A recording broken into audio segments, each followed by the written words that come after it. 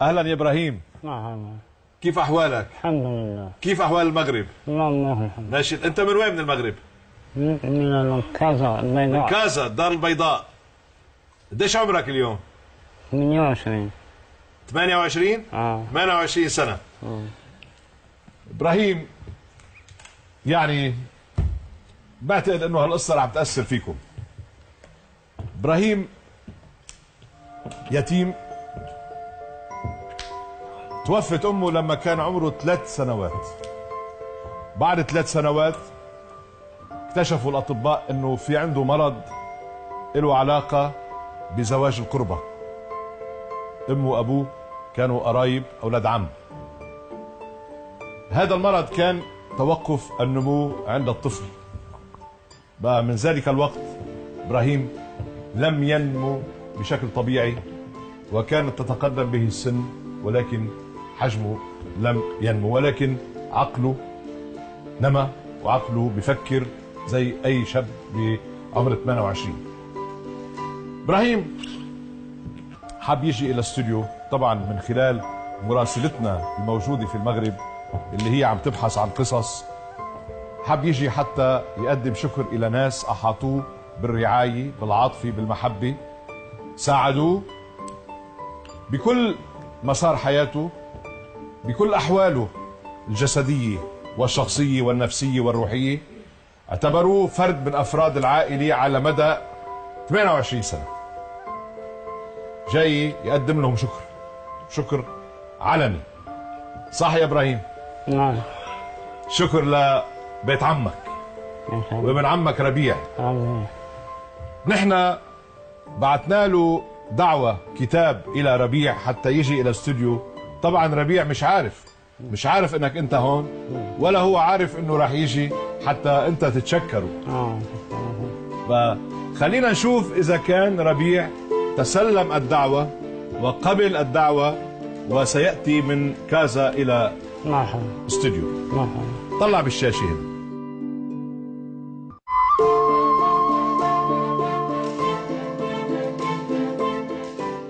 السلام عليكم أستاذ جورج. احنا مرة أخرى بمدينة الدار البيضاء، والآن غنمشيو باش غنقلبوا على البيت ديال ربيع مصدق باش نعطيوه الدعوة ديالو.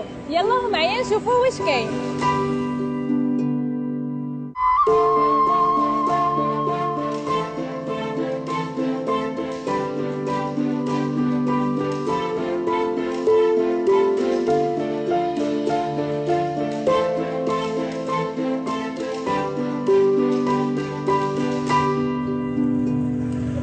الآن قربنا الدار ديال ربيع مصدق.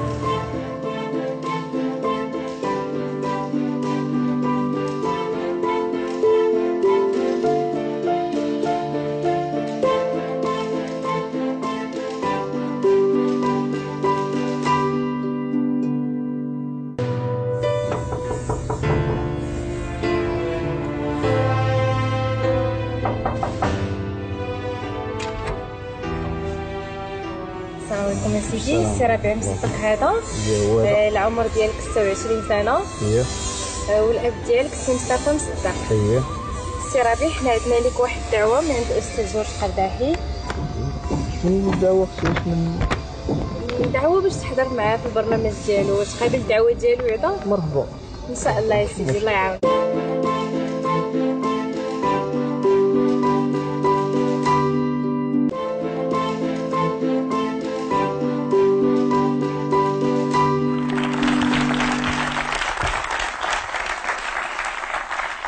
إذا رسالتنا إلى ربيع وصلت، وبنشكر كمان مراسلتنا هناك أو نسميها ساعية البريد اللي هيك حبت تفرجينا شوي الدار البيضاء وجمال المغرب. على كل حال ربيع صار هون، معناها ربيع موجود في الخارج. بس بذكركم إنه هذه القصة مش قصة تسامح ولا طلب السماح ولا الاعتذار ولا المصالحة ولا شيء، هي قصة وفاء. إجا هذا الشاب إبراهيم مصدق، إجا من المغرب حتى يقول شكرا لعائلة حضنته، هي عائلة عمه بشخص ابن عمه ربيع.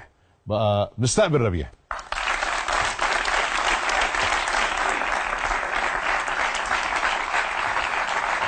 هلا بربيع. ازيك ربيع؟ تفضل تفضل تفضل. كيف اخبارك ربيع؟ أمرك الحمد لله بخير الحمد لله. مالك خايف؟ لا ما خايفش. لا في مباحث هنا ولا في شرطة ولا في أمن، في مثل ما شايف الجمهور الحلو ونحن وانت. الحمد لله. ايه اخبار المغرب؟ أمرك الحمد لله بخير. كيف الطقس عندكم حاليا؟ شوية حر؟ بدأ الحر؟ حر شوية. شوية؟ شوية. متزوج؟ لا بعد شو بتشتغل؟ أنا ما بشتغلش. ما بتشتغل؟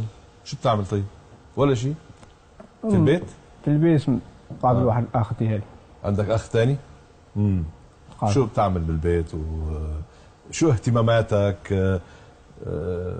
هيك بتقعد بالبيت؟ اهتماماتي بالأخ ديالي ووالدين ديالي صار. نعم. هو اهتماماتي مقابل واحد الأخ ديالي. علي صوتك شوي لأنه مش عم قابل واحد الأخ ديالي. نعم. مريض مقعد. أخ هو؟ أخ. نعم. قابل واحد الأخ ديالي. نعم. مقعد وخص لي يساعد. تهتم فيه أنت دائما؟ دائما بجنب. بجنبه. الله يبارك فيك. اهتم به كان بحال ما كان بغى شي حاجة. نعم. كان معطي عليه بغى شي حاجة يعوم، بغى شي حاجة مثلا يمشي. أنت كل شيء. كل شيء. نمشي ندورو نمشي بحال ما كان. وسو قلق شوية. درست دخلت المدرسة؟ دخلت المدرسة. شو درست؟ درست المدرسة ثانوية؟ ثانوية. رحت على الجامعة؟ دخلت الجامعة؟ لا الجامعة ما دخلت الجامعة. عندك أصدقاء تخرج بتروح بتجي؟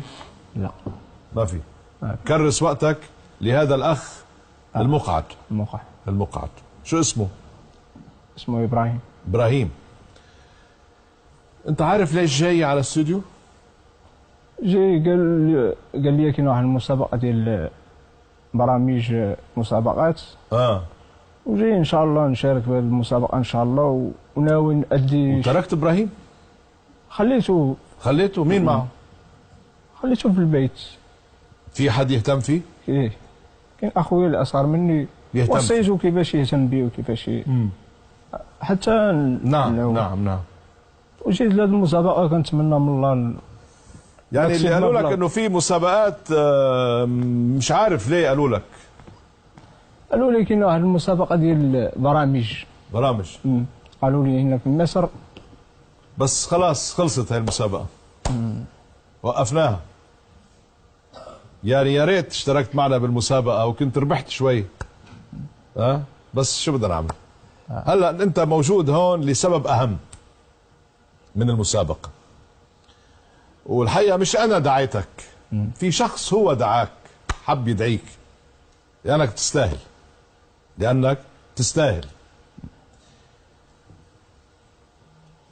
بس قبل ما اقول لك مين الشخص، شاكك بحدا انت؟ لا مش شاكك بحدا. طيب خلينا نشوف سوا مين هو الشخص اللي دعاك. طلع بالشاشة.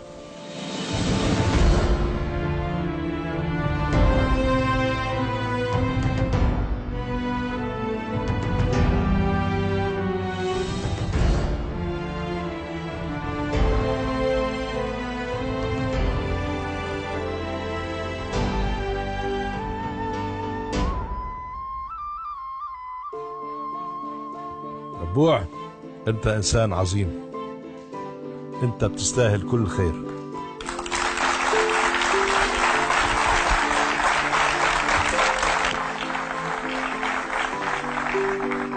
وانت يا ربيع، انت واللي حواليك وابوك كمان الله رح بيجازيكم خير. ابراهيم بعت لك جواب شكر، يعني قال لصديقتنا أسماء، هي اللي دونت الرسالة اللي حب يعبر فيها عن عواطفه تجاهك تجاه كل العائلة، وكلفوني أنا أقرأ لك إياها. أنا ما جيتش أطلب الشكر ديالو، أنا جيت لأساس مسابقة. لا أنت مش طالب، هو طالب. أنت مش طالب، هو اللي جاي يتشكرك، مش قادر يعبر لك بطريقة مختلفة. حب أنه من خلال هذا البرنامج أن يعبر لك عن عرفانه بالجميل. إن شاء الله. راح بقرأ لك الرسالة، راح بوقف إلى جانب إبراهيم. أنت خليك انت خليك هنا وانا بقراها من جانب ابراهيم. ابراهيم هذه رسالتك. تسمح لي اقراها لربيع؟ مرحبا. بيقول لك: ابن عمي العزيز بل اخي الحبيب ربيع، كثيرا ما توقفت امام عباره شهيره هي: رب اخ لم تلده لك امك، مدركا انها عباره حقيقيه وصادقه. فانت لست باخي لكنك اكثر من اخي. صحيح نحن اقارب وانت ابن عمي، لكنني لم اعرف او اقرا او اسمع عن ابن عم فعل معي ما فعلته انت وما فعله عمي العزيز وعائلتك التي هي عائلتي. ومن خلالك أوجه شكري وعرفاني لعمي ولجميع أفراد العائلة. شو اسمه عمك؟ مصطفى. أخي ربيع اسمه مصطفى. أخي ربيع، كنتم يدي، عم بيقول، التي آكل بها، وقدمي التي أتحرك بها، وعيني التي ترى الدنيا جميلة لأنكم معي فيها. لم تتركوني ولم تملوا مني ولم تهجروني كما قد يفعل البعض، أو تلقون بي لدار رعاية خاصة بعيدا عن حضنكم وحبكم الذي عوضني عن كل شيء. كنتم ولا زلتم ابتسامتي الخالصة، وحين كنت أبكي كنتم أول من يمسح دموعي، حتى تذكروني أن الله عز وجل موجود، وأنه أرسلكم لي لأظل حيا معتزا بنفسي وعاشقا لكم وحامدا إياه على فضله الكبير. برافو عليك. يا ربيع، صحيح أن هذا البرنامج اسمه المسامح كريم، وصحيح أنه لإصلاح ذات البين، لكنني اليوم آتي لأقول لكم أمام الكاميرات وأمام الدنيا كلها: شكرا لكم يا أخوتي ويا عائلتي، جزاكم الله خيرا على ما فعلتموه بي معي، وأسكنكم الله جنة الخلد جزاء رعايتكم لي. إبراهيم، نعم. حلو الكلام. الحمد لله.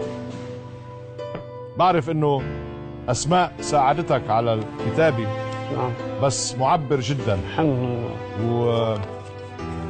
وأنا بتشكرك لأنك جيت وتكبدت عناء السفر. شرفت إلى استوديو هون حتى تتشكر ابن عمك وعمك وكل العائلة والأسرة اللي حملوك وحضنوك منذ أن كنت يتيم. الله يبارك فيك. رح نفتح الستار. افتحوا الستار.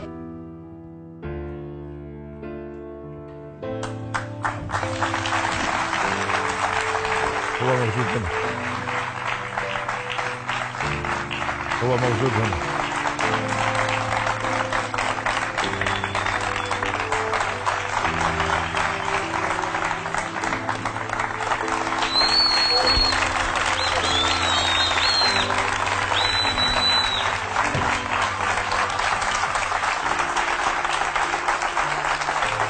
الله يجازيكم، والله يعطيك قد نيتك وإيمانك. إبراهيم، نعم العائلة. الله يبارك فيكم، الله يبارك فيكم. هلا بترجع مع ربيع على المغرب. الله يوفقكم إن شاء الله. يعني فعلا قلت لكم حتكون مؤثرة، جمهورنا عم بيبكي. يلا على كل حال بالتوفيق ربيع، فيك تاخذوا وترجعوا سوا، والله يبارك فيكم. الله يبارك فيك.